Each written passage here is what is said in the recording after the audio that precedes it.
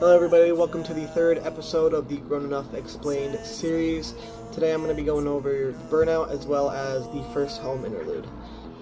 Starting with Burnout, I guess the main idea of the song was mostly about I was looking back on like my very first day of high school and a lot of the things I heard, there was a lot of explanations that yeah, you're gonna get tired, you're gonna face obstacles. A lot of that kind of that information that I was getting from the people who were essentially meant to be, the orientation folks, and that kind of, built onto a lot of the fears I had going in.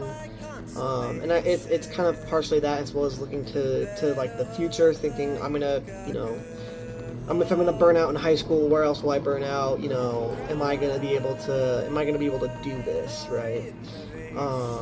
And in terms of the Murder Boy end of the story, it's essentially about Murder Boy breaking his loop and anticipating his own roadblocks, similar to kind of how I was, obviously, we're talking about a fictional character here, but it's a lot about facing roadblocks and feeling, kind of the heat of everything, burnout, and I also wanted to kind of have this desert rock sound, which kind of imitates the sound, the feel of being under pressure and facing the heat.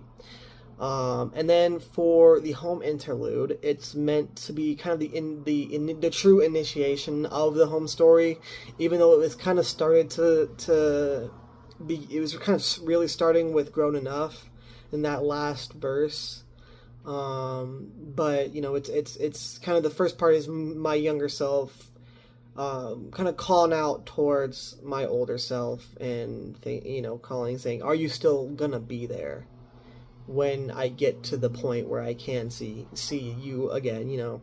My younger self talking to my older self. My younger self wants my older self to still be there when he gets there, but the way the story goes, that's not exactly how it plays out. So that's it for that one. Tune in tomorrow for the explanation on Save Your Friends.